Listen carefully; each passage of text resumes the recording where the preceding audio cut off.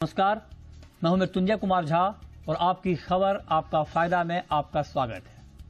हाल ही में प्रसिद्ध तबला वादक उस्ताद जाकिर हुसैन के निधन की खबर ने सभी को झकझोर कर रख दिया।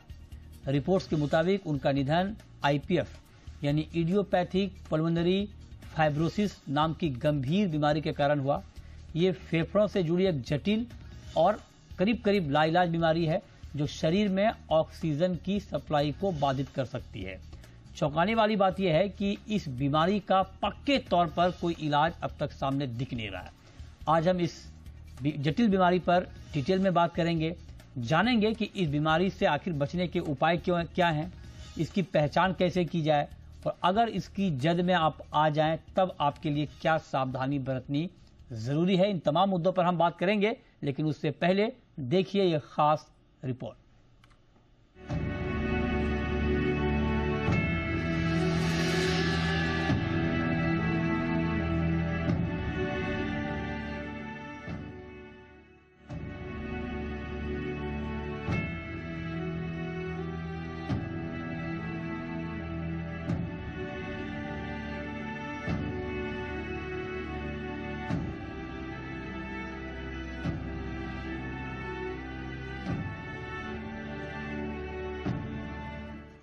मशहूर तबला वादक और पद्म भूषण से सम्मानित जाकिर हुसैन अब इस दुनिया में नहीं हैं।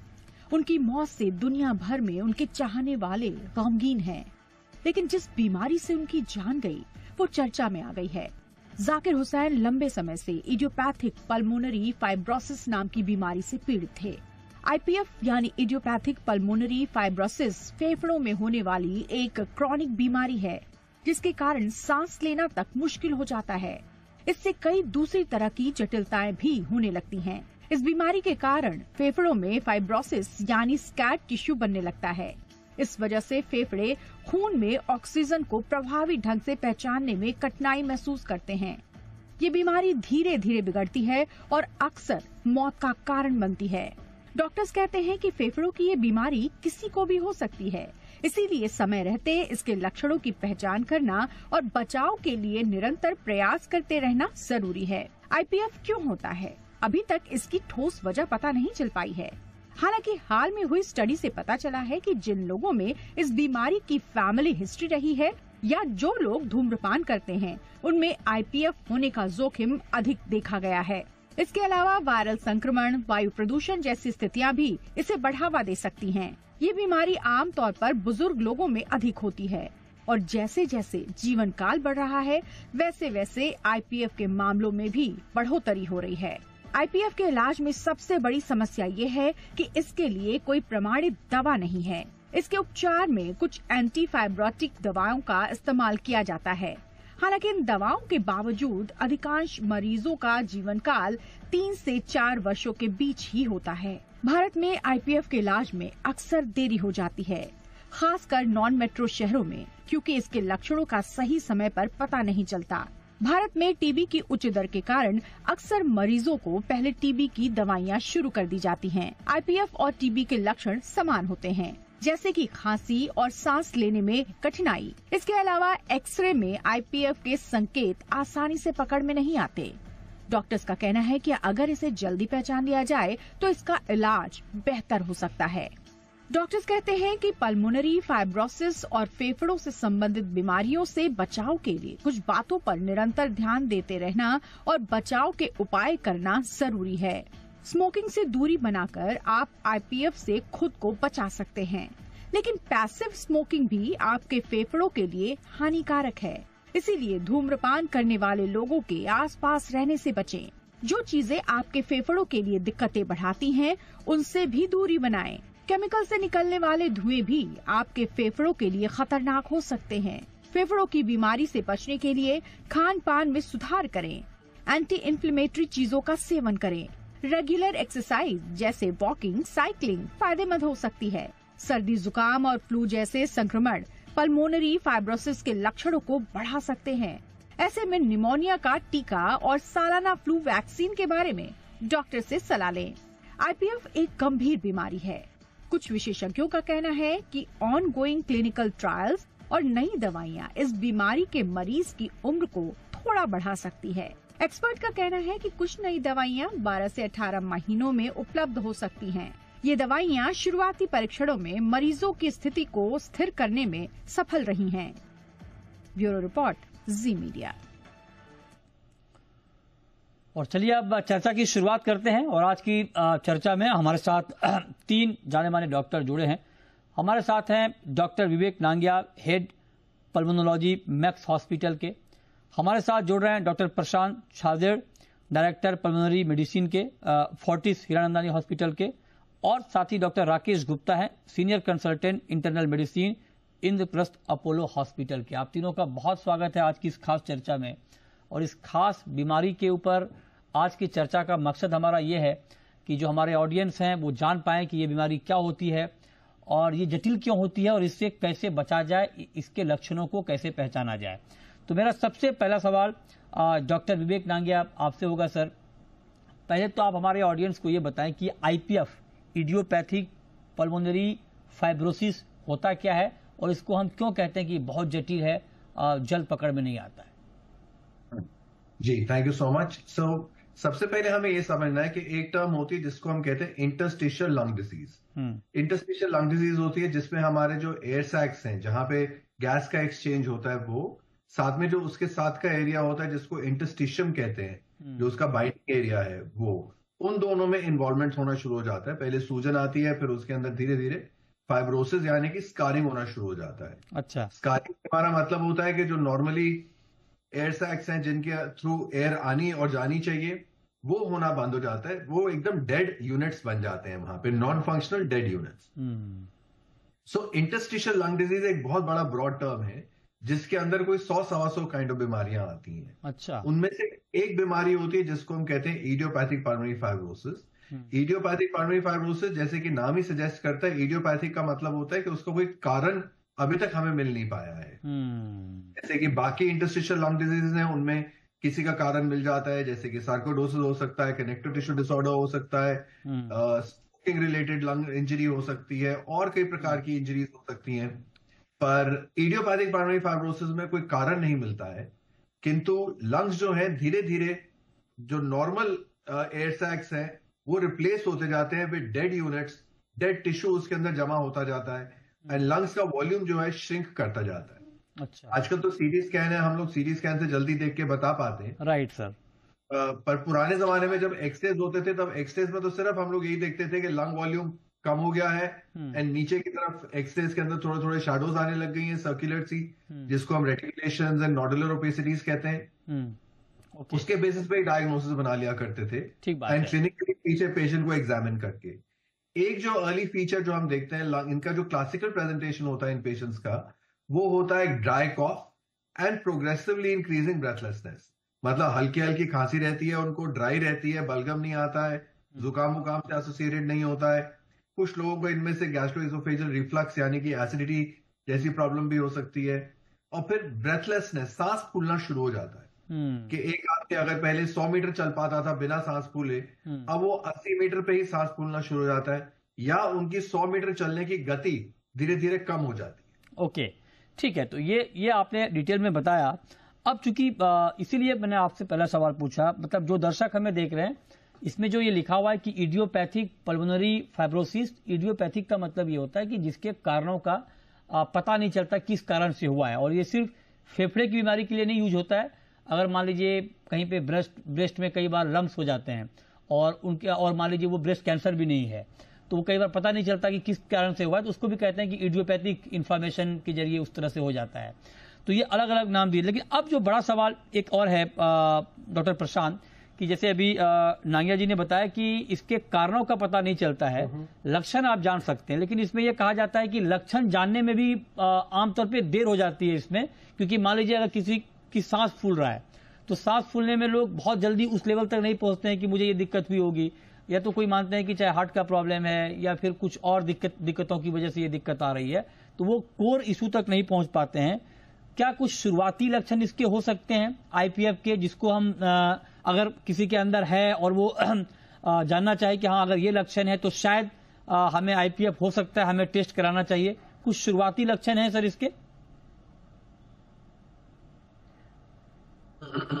देखिए, आपने बहुत इंपॉर्टेंट पॉइंट रेज किया ये कि अगर आईपीएफ इतनी जानलेवा बीमारी है तो इसका सही वक्त पे कम से कम टाइम में कैसे डायग्नोसिस किया जाए। तो इसके लिए एकदम सिस्टमैटिक अप्रोच है। यदि एक व्यक्ति एल्डरली है, मिडिल एज है, एल्डरली है, जिसको खांसी आ रही है, जिसकी खांसी आम दवाइयों से सेटल हो नहीं रही है, खांसी वक्त के साथ बढ़ते जा रही है, then you have to evaluate. Evaluation में मैं नहीं कहता हूं कि आईपीएफ ही हो सकता है, कभी दमा भी हो सकता है, टीबी भी हो सकता है और आईपीएफ भी हो सकता है। तो पॉइंट यह है कि यदि किसी को खांसी की दिक्कत है या किसी को सांस फूल रही है, 3 महीने पहले थोड़ी ज्यादा कम फूल रही थी सांस और हर महीने उसकी सांस की तकलीफ बढ़ते जा रही है, इसका मतलब यह है कि इसको इवेल्युएशन की जरूरत है और इसको जल्द से जल्द पकड़ा जा सकता है। और इसमें इंपॉर्टेंट चीज यह है कि अक्सर जो भी ट्रीटमेंट, देखो किसी को खांसी होती है तो व्यक्ति पहले बार अपने फैमिली डॉक्टर के पास जाता है, फिजिशियन के पास जाता है। रेगुलर ट्रीटमेंट से अगर बेनिफिट होता नहीं है, रेगुलर टेस्ट में यदि अगर कुछ आता नहीं है, तो फिर इसके बारे में वी हैव टू डायग्नोज। अभी इंपॉर्टेंट चीज क्या है आज के डायग्नोसिस में, जो है हम लोग कहते हैं CT scan, HR CT scan chest, high resolution CT scan chest. अब ये खाली मेट्रो सिटीज में नहीं, इट इज मतलब ये छोटे छोटे शहरों में भी इजीली अवेलेबल है। तो व्हेनेवर पॉसिबल, जब भी आपकी खांसी 4 हफ्ता 6 हफ्ता सेटल हो नहीं रही है, आपने पेशेंट को एग्जामिन कर लिया, आपको लगा कि ये इंटरस्टिशियल लंग डिजीज होने की संभावना है, जैसे कि डॉक्टर नांगिया ने कहा कि IPF is just one type of ILD, उस वक्त आपको स्कैन के बारे में सोचना चाहिए। दूसरा इंपॉर्टेंट चीज है लंग फंक्शन टेस्टिंग, जो हम लोग कहते हैं PFT। ये जो टेस्ट है ये हमें दमा से या अस्थमा से और जो ILD है इसके डायग्नोसिस में हेल्प करता है। ठीक है। अभी अक्सर ये माना जाता है कि किसको ब्रेथलेसनेस हो रहा है, खांसी हो रहा है, तो कहीं अस्थमा दमा तो नहीं है। यदि हम एक सिंपल PFT कर रहे थे जिसको 15-20 मिनट लगते हैं, उसके ऊपर से अस्थमा और दमा का डायग्नोसिस तुरंत हो जाता है। It's a very high confidence diagnosis और आप वो डायग्नोसिस को फिल्टर कर सकते हैं। यदि आपकी स्पायरोमेट्री में अस्थमा दमा नहीं है, बाकी की दवाइयां काम नहीं कर रही है, तो फिर आपको सीटी स्कैन के बारे में सोचना चाहिए। और CT scan is one of the primary tools and the most informative tools which will guide you towards the diagnosis of ILD overall, और उसमें से IPF एक है। ओके, तो आप कह रहे हैं कि सीटी स्कैन एक कारगर तरीका है जिसके जरिए आप इसको पकड़ सकते हैं। लेकिन इसमें एक बात मैं और आपसे पूछना चाह रहा हूँ, गोल्ड स्टैंडर्ड है HR CT स्कैन, जो ये गोल्ड स्टैंडर्ड माना जाता है। Right sir, right. लेकिन राकेश गुप्ता जी भी हमारे साथ हैं, सीनियर कंसल्टेंट हैं इंटरनल मेडिसिन अपोलो हॉस्पिटल के। राकेश जी, जो बात अभी डॉक्टर साहब कह रहे थे प्रशांत जी कि सीटी स्कैन के जरिए आप जान सकते हैं, लेकिन मैं ये जानना चाहता हूं कि अगर किसी को दमा है, अस्थमा है, तो क्या ये भी हो सकता है कि किसी एक व्यक्ति को अस्थमा भी हो और IPF भी हो? ये दोनों होने की गुंजाइश होती है? मान लीजिए IPF नहीं निकला या IPF निकल, मान लीजिए कि जो अभी जांच आपने बताया PFT right sir Prashant ji, PFT test बताया आपने अभी? Yes, that's correct. हाँ, तो मैं ये पूछ रहा, PFT। तो राकेश जी, अगर मान लीजिए PFT में अगर मान लीजिए अस्थमा निकल गया, तो क्या IPF को रूल आउट कर देंगे उसी वक्त, या IPF का भी CT स्कैन कराना चाहिए उसके लिए जानने के लिए? देखिए, सिंपल बात यह है कि जो टर्म है उसका नाम है इडियोपैथिक पल्मोनरी फाइब्रोसिस। उसका मतलब ये है कि पेशेंट का कॉज नहीं मालूम। अगर आपको कॉज मालूम है, अगर ब्रोंकियल अस्थमा आपका डायग्नोसिस बना हुआ है, तब तो ऑफकोर्स ट्रीटमेंट ब्रोंकियल अस्थमा का ही होगा। लेकिन ये जो टर्म है जिसका नाम है IPF या इडियोपैथिक पल्मोनरी फाइब्रोसिस, इसमें ज्यादातर प्रॉब्लम्स रूल आउट हो जाती हैं और उसमें कोई स्पेसिफिक कॉज नहीं पता होता। तो ये जो आपका सवाल है कि क्या ब्रोंकियल अस्थमा वाले पेशेंट को भी IPF हम कह सकते हैं, तो आंसर इज नो। आगे जाके ब्रोंकियल अस्थमा जाके डेवलप हो सकता है IPF में, अगर उसका ट्रीटमेंट बहुत अच्छा ना हो। अच्छा। लेकिन साइमल्टेनियसली IPF और ब्रोंकियल अस्थमा दोनों थोड़ी अलग चीजें हैं। ब्रोंकियल अस्थमा का इलाज बिल्कुल डिफरेंट है, IPF का इलाज डिफरेंट है, उसका डायग्नोसिस डिफरेंट है, उसका डायग्नोसिस डिफरेंट है। तो IPF ट्रेडिशनली उस कंडीशन को कहते हैं जिसमें हमें मालूम नहीं कि उसका कॉज क्या है। डायग्नोसिस तरीके तो हमारे कोलीग्स ने बता दिए कि आप CT स्कैन करेंगे, पल्मोनरी फंक्शन टेस्ट करेंगे और पेशेंट के सिम्टम्स होंगे। तो लेकिन ब्रोंकियल अस्थमा अगर उसमें डायग्नोज होता है तो फिर ट्रीटमेंट ब्रोंकियल अस्थमा का ही होता है। ओके, राइट, ये बहुत इंपॉर्टेंट बात है। इस पर और भी बहुत सारे सवाल हैं। अगर मान लीजिए किसी को कोई इस बीमारी की जद में आ जाता है, तो उनके लिए क्या केयर है, क्या सावधानी उनको बरतनी चाहिए? इन सब पर बात ब्रेक के बाद आप बने रहिए हमारे साथ। है अब नांगिया सर, मैं आपसे जानना चाह रहा हूं कि अगर मान लीजिए, ठीक है, जांच की बात हो गई, दो बातें अब तक क्लियर हो गई हैं। एक तो ये कि इडियोपैथी नाम आने का मतलब ये हुआ कि इसके कारणों का पता नहीं चलता है। दूसरा ये कि आप कैसे जान सकते हैं, अगर मान लीजिए कोई दिक्कत आ रही है, चलने में अगर आपका सांस फूल रहा है, दिक्कत आ रही है, 4 हफ्ते तक खांसी ठीक नहीं हो रही, तो आपको टेस्ट कराना चाहिए। सीटी स्कैन इसके लिए कारगर जांच बताई गई कि उसके जरिए आप पता कर सकते हैं। पता अगर चल जाए किसी को कि हाँ आईपीएफ है और ये बीमारी उनको है, तब उसके लिए क्या प्रिकॉशन है सर? क्या सावधानी, क्या ट्रीटमेंट, क्या ये लाइलाज है सर या इलाज संभव है? जी देखिए, बेसिकली क्या है कि कोई भी बीमारी जिसके अंदर फाइब्रोसिस सेट इन हो जाए, फाइब्रोसिस का मतलब होता है स्कारिंग, स्कारिंग का मतलब होता है कि जो नॉर्मल टिश्यू है वो डेड टिश्यू में कन्वर्ट हो गया है। आप उसको वापस रिवाइव नहीं कर सकते, किंतु आप उसकी प्रोग्रेशन को स्लो कर सकते हैं। आप उसको रोक सकते हैं कि आगे ना बने। एक बार डेड हो गया टिश्यू, उसको आप रिवाइव नहीं कर सकते, किंतु फर्दर प्रोग्रेशन ना हो, उसको स्लो करने के लिए 2 प्रकार की दवाइयां आती है हमारे पास आजकल। 3 और दवाइयां भी हैं जिनके ऊपर रिसर्च चल रही है। हम भी एक स्टडी का पार्ट है जिसका भी रिजल्ट आ जाएगा अगले 1 साल में, जिससे पता चलेगा कि इनसे भी कोई फायदा हुआ कि नहीं हुआ। किंतु ये अभी हमारे हाथ में 2 दवाइयां हैं जो हम इस्तेमाल करते हैं अपने पेशेंट्स में, जिससे प्रोग्रेस स्लो करते हैं, और हमने देखा उससे काफी अच्छे रिजल्ट्स आते हैं। पहले जमाने में तो ये दवाइयां नहीं होती थी, तो यूजुअल जो है एवरेज लाइफ स्पैन एक इंसान का डायग्नोसिस के बाद 3 से 5 साल माना जाता था। किंतु अब ये दवाइयां आने के बाद हमने देखा है कि लाइफ स्पैन एक्सटेंड हो गया है। कितना एक्सटेंड हुआ है सर? कितना एक्सटेंड हुआ है? अब ये कहना मुश्किल है, बट हर इंडिविजुअल का एक अलग रिस्पॉन्स होता है, ट्रीटमेंट भी एंड डिजीज भी। हमारे पास ऐसे मरीज भी हैं जो 15 साल से एकदम स्टैटिक चल रहे हैं, बिना कोई मेडिसिन के भी बिल्कुल ठीक चल रहे हैं, और कुछ ऐसे भी होते हैं जो एकदम रैपिडली डिक्लाइन करते हैं, मतलब विद इन 2 मंथ्स 3 मंथ्स ही उनकी डेथ भी हो जाती है। किंतु जो स्टैंडर्ड मीन एवरेज देखा गया है वो 3 से 5 साल एवरेज सर्वाइवल टाइम होता है इन पेशेंट्स का। एंड अब मेडिसिन के साथ थोड़ा और स्लो हो गया है। सो अपार्ट फ्रॉम मेडिसिन बहुत जरूरी है पल्मोनरी रिहैबिलिटेशन। इन लोगों को, सारे पेशेंट्स को लंग्स की एक्सरसाइजेस सीखनी चाहिए, लंग्स की कैपेसिटी बढ़ानी चाहिए। सिर्फ लंग्स की ही नहीं, पर ये जो मसल्स है बाजुओं की, लेग्स की, इनको भी स्ट्रेंथन करना चाहिए। न्यूट्रिशन मेंटेन करके रखना चाहिए। आगे कोई और इन्फेक्शन ना हो उससे प्रिवेंट करने के लिए वैक्सीन लगवाने चाहिए, स्पेशली इन्फ्लुएंजा के और न्यूमोकॉकल के। ये 2 वैक्सीन तो रेस्पिरेटरी इन्फेक्शन से प्रिवेंट करते हैं। सो रेगुलर एक्सरसाइज करनी चाहिए। तो ये सब करने से हम कम से कम प्रोसेस को स्लो डाउन कर सकते हैं और कुछ हद तक कंट्रोल कर सकते हैं। ओके, ये आपने बढ़िया बताया। मतलब कुल मिलाकर सर अगर ये कहा जाए, जैसे आपने कहा कि जो टिश्यू डैमेज हो गए हैं उसको तो आप वापस नहीं ला सकते, लेकिन उसको और डैमेज होने से रोक सकते हैं, राइट? मतलब ये क्रॉनिक डिजीज है सर, क्रॉनिक डिजीज है, बिल्कुल क्रॉनिक है, राइट? ठीक है। अब लेकिन एक सवाल मैं आपसे जानना चाह रहा हूं प्रशांत जी, कि क्या इस बीमारी का खतरा बच्चों में भी होता है सर, या ये सिर्फ बड़े लोगों की बीमारी है? प्रशांत जी, ये जो इंटरस्टिशियल लंग डिजीज, मैंने कहा ये ब्रॉड स्पेक्ट्रम ऑफ डिजीज है। कोई एकदम वेरी कम मात्रा के इंटरस्टिशियल लंग डिजीज है जो आईपीएफ नहीं है, जो आपको यंगर लोगों में मिल सकते हैं। बट जो आईपीएफ ये जो बीमारी है ये अक्सर एल्डरली लोगों में मिलती है, और कभी कभार आपको मिडिल एज व्यक्ति में भी मिल जाती है। तो ये एज रिलेटेड है।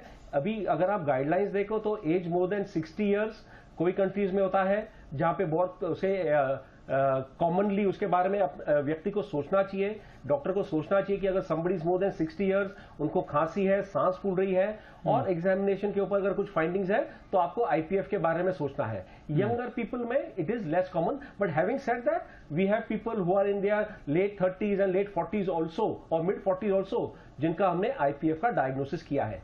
एक इंपॉर्टेंट बात ये कहना चाहूंगा कि ये जो इडियोपैथिक पल्मोनरी फाइब्रोसिस जैसे बहुत बार जिक्र किया गया है, इडियोपैथिक मतलब हमें उसका कारण पता नहीं, बट अभी जैसे हमने पिछले 10 साल में देखा है, हम there are some test which can be done, जो आप ये इडियोपैथिक पल्मोनरी फाइब्रोसिस के जो पेशेंट्स हैं उसमें अगर आप ज्यादा खोज करो तो वो इडियोपैथिक पल्मोनरी फाइब्रोसिस ना होके दूसरे type of interstitial lung disease निकलते हैं, जिनकी ट्रीटमेंट अलग होती है, जिनका कंट्रोल कभी कभी बेहतर होता है। तो पॉइंट में एक ऑडियंस को ये कहना चाहता हूं कि जब भी एक इंटरस्टिशियल लंग डिजीज की डायग्नोसिस की जाती है, इडियोपैथिक डायग्नोसिस को हम लेबल करने के पहले हम बाकी causes of interstitial lung disease क्या है उसके ऊपर भी काम करते हैं। उन्हें रूल आउट करना है क्योंकि उसका ट्रीटमेंट पैटर्न, जो ट्रीटमेंट अप्रोच है वो अलग है। और कोई इंटरस्टिशियल लंग डिजीज में जैसे कि मानो कनेक्टिव टिश्यू डिजीज है, उसमें वो व्यक्ति का अक्सर आउटकम बेहतर हो सकता है compare to the IPF। And lastly I want to say कि जैसे डॉक्टर नांगिया ने कहा कि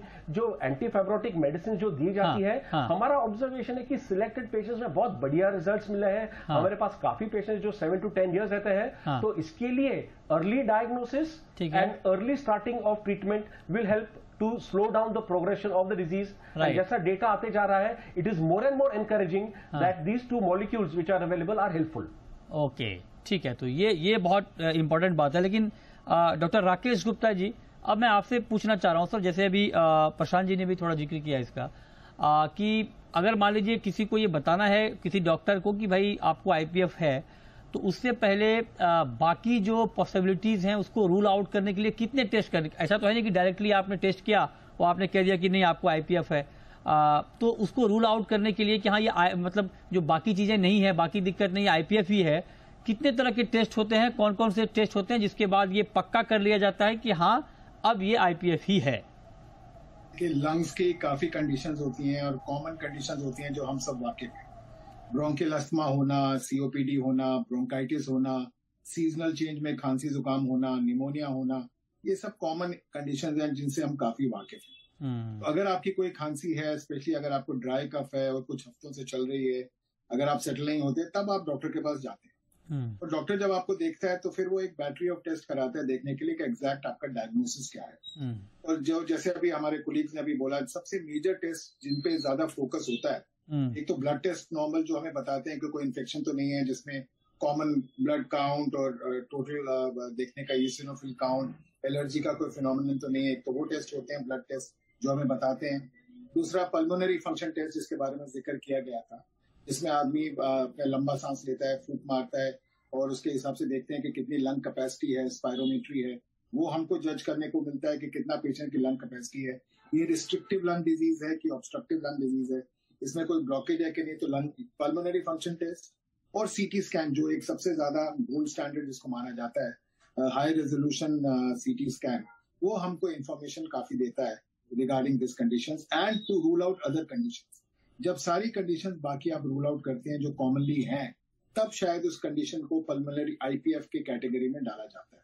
तो एक बैटरी ऑफ टेस्ट कराने होते हैं, एक्सपर्ट्स होते हैं, वही इनके साथ होते हैं। आपका बेस्ट फ्रेंड आपका डॉक्टर है जो आपको गाइड करेगा और उसके मुताबिक ही चलने का होता है, उसके मुताबिक ही चलता है। और यही मेजर टेस्ट है जो जी बिल्कुल रेयर केसेस में कुछ और स्पेसिफिक टेस्ट है, बट बाय एंड लार्ज इन टेस्टों से मेजोरिटी डायग्नोसिस हो जाते हैं, राइट कंडीशंस के। चलिए, ये बहुत अच्छी बातें आपने बताई। तो कुल मिलाकर ये है कि IPF यानी जिसको हम ये कहते हैं कि इडियोपैथिक पल्मोनरी फाइब्रोसिस, मतलब ये कि इस बीमारी के कारणों का पता नहीं चलता है, लेकिन हाँ अगर आप अलर्ट हैं, अगर आप सावधान हैं तो आप जल्द से। जी सर, कुछ ऐड करना चाह रहे हैं आप नांगिया जी? सर आप म्यूट पे हैं आप। हाँ जी बोलें।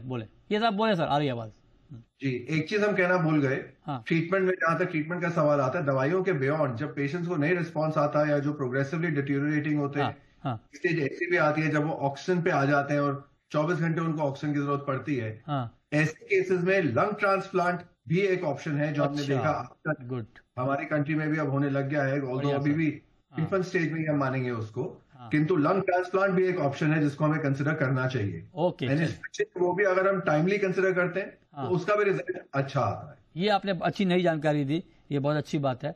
बहुत शुक्रिया नांगिया जी आपका, बहुत शुक्रिया प्रशांत जी आपका, बहुत शुक्रिया राकेश जी आपका हमारे साथ आज की इस खास चर्चा में जुड़ने के लिए और डिटेल में IPF यानी इडियोपैथिक पल्मोनरी फाइब्रोसिस बीमारी के बारे में बात करने के लिए। छोटा सा ब्रेक के बाद भी खबरें जारी हैं। नमस्कार।